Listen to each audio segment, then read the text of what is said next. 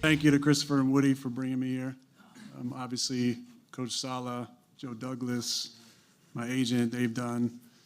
This is a surreal day for me.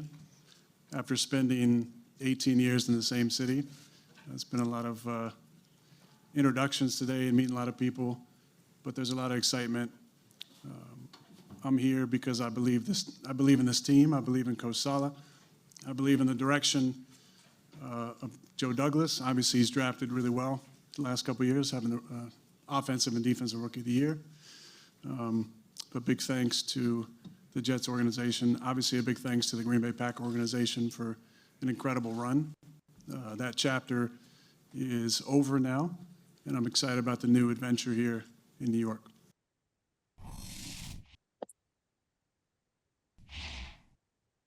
And I'm excited that is all over. I thought that was the perfect soundbite until I wrap that. I'm just so over this whole thing. So I believe in you too, Aaron. Thank you to the Green Bay. Thank you to New York. Thank you, everyone. Let's wrap it up. It's to go ahead and take a bow. I mean, first off, welcome Sheena Quick from Fox Sports Radio, my colleague, my girl. Sheena, so great to have you. We wanted to have you on this segment as someone who covers the game of football. Aaron Rodgers has been dragging us. He's been dragging us through this whole thing. Will he finally become a Jet? Literally dragging us off of all of our screens, because that's what happened, I think, to most of us when we finally found out that it was official. I think all of our faces were just like, we didn't know. So it finally happened. Listen, he's gotten away. He's gotten away with being the most please. Toxic player in the league, and no one says anything about it. I feel like that just goes under the radar, but he is arguably one of the most toxic players in the league. Easily. Literally. I mean, he goes into the black hole, then we don't know what's going to happen in the, after the black hole. He doesn't know if he's going to retire, and he thinks he might retire. And, we have to, watch the Pat McAfee show to figure out what's happening in his head.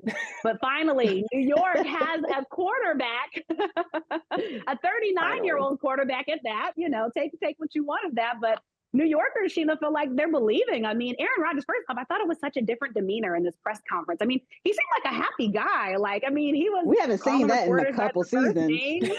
Yes, I'm like, geez, most people get mad in New York, because they're like East Coast rudeness or the traffic. But Aaron's a happy guy. He talks about, he loves the game and can't wait to explore New Jersey. But all in all, Sheena, what were your thoughts on the Aaron Rodgers press conference now that he's officially a New Yorker as a Jet? I was about to mute his name because I had muted Matt Rule for a while. I just got sick of him. I'm like, goodness, like he keeps. Yeah. It seems like every offseason, Aaron Rodgers has us just wondering what's next. Like he has us in a chokehold. Most of the offseason news is always about Aaron Rodgers. Is he going to be traded? Is he demanding a trade? Or is Green Bay going to let him be traded? Is he retiring this year? And I don't think that that those offseason shenanigans are over, so to speak. I think that this next offseason, he's going to be mulling retirement, so he's going to be right back in our news cycle. And are we ready for that? Because, left. I mean, I'm tired. Like I've talked about his feet enough. I've talked about this black hole enough.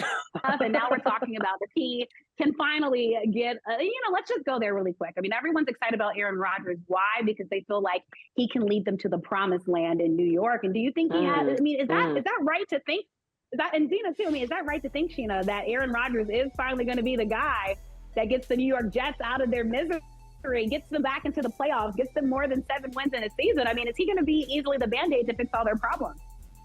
I don't think he's necessarily the Band-Aid all by himself. I definitely think he brings them more than 7 wins, but I don't think you can pencil them in as Super Bowl contenders just yet. They do have a really, really nice, young, promising roster on the offense and defensive side of the ball. So I think he'll definitely bring some preciseness and some stability at that quarterback position, but I don't think you should pencil those Jets in just yet. They may make the postseason, but to go to a Super Bowl contender, I'm not drinking that Kool-Aid yet.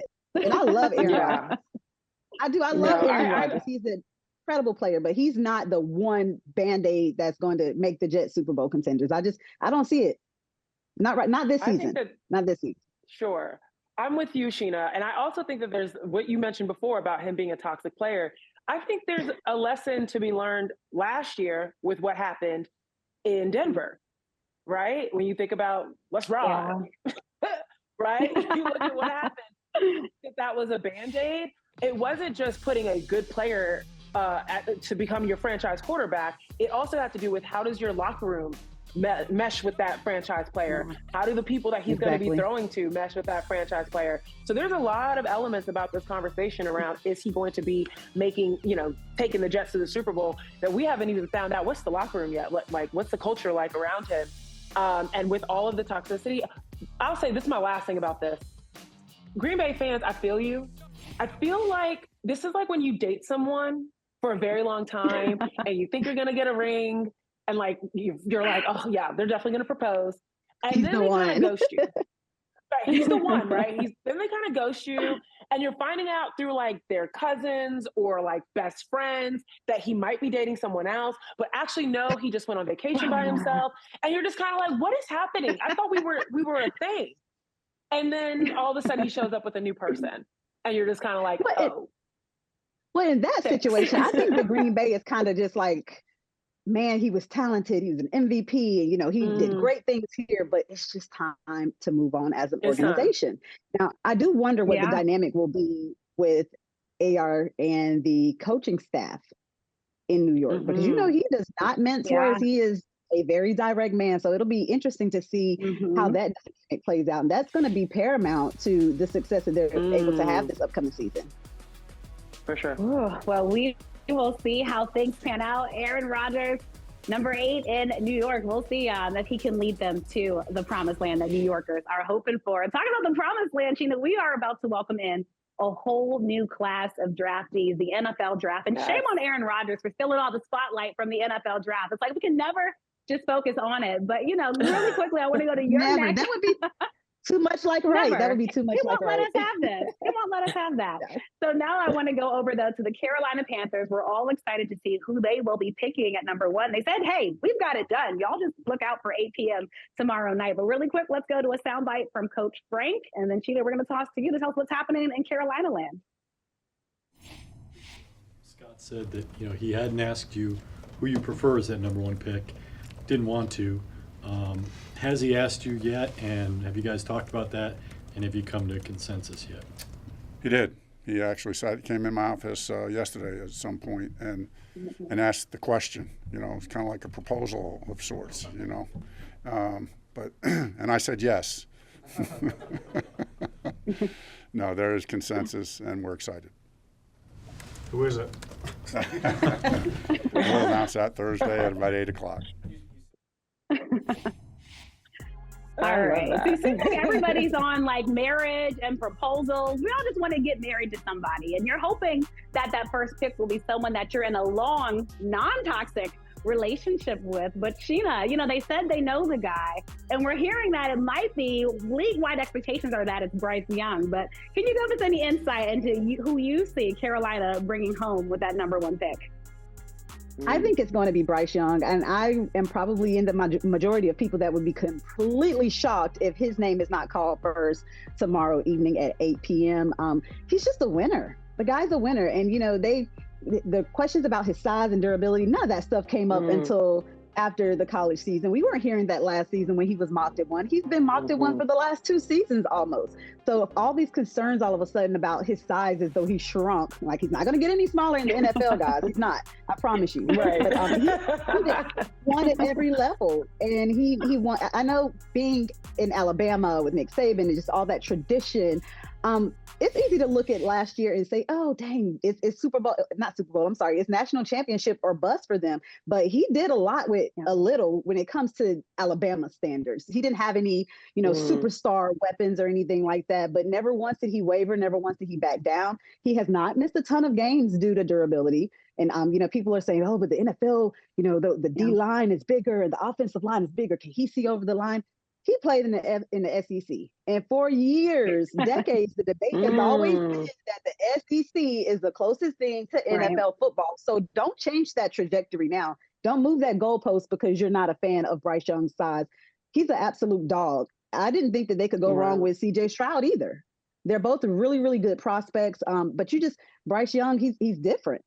He's different, and we could talk about that S2. I don't even know if we're going to get into the S2, but he's a winner. And I think that if you are trying to win right now, like the Carolina Panthers are, at a time when the NFC South is wide open, you have a not very young, but a young yet experienced roster on both sides of the ball. You throw in some vets in there with Adam Thielen. You throw Miles Sanders in there. The offensive line is finally cohesive for the first time in a very long time at Carolina. The time to win is right now. You get this pick right, Carolina. You develop this quarterback right, Carolina. You could win the NFC South for at least the next 3 to 4 years, especially with that coaching staff that they put together this offseason. And what's really cool about that too is that this could potentially be the very first draft pick Black quarterback since Michael Vick. 22 years. No, Cam Newton. Cam Newton went first in 2011. Was he number one though? Yeah, he was number one. He was number one. Yeah, that was the last time Carolina had the number one pick. Yeah, that was but the we last can time have Carolina had multiple that black pick. quarterbacks. We can have multiple black quarterbacks, right, in the first round. Yes. Yeah, which would be 3 in the huge. first And think about the narrative of the Wow. black quarterback. Yeah, that's Sheena, comment on that. I mean, this is historical. This is Potentially. listen, and no one pounds the table harder for quarter blacks is what I call them. I call them quarter blacks than me. And like that. it's so difficult.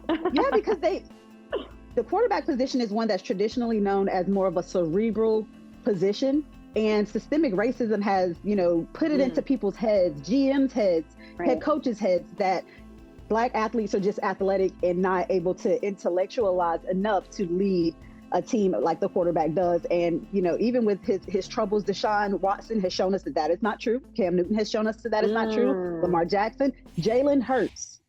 We have a slew of quarterbacks that are not only just dual threat quarterbacks, but they are able to see the game. They're able to sustain excellence. They're able to stay healthy for the most part. And I think that this is a turning of the tide. And with more Black quarterbacks, we'll start to see more Black OCs, more Black head coaches. And that's the idea, because that's why we have such a discrepancy when it comes to front offices and head coaching positions, is because in the NFL, like it or not, it's quarterback, coach, OC, head coach. It's hard to get a head coaching job these days as a defensive quarterback. As a defensive coach.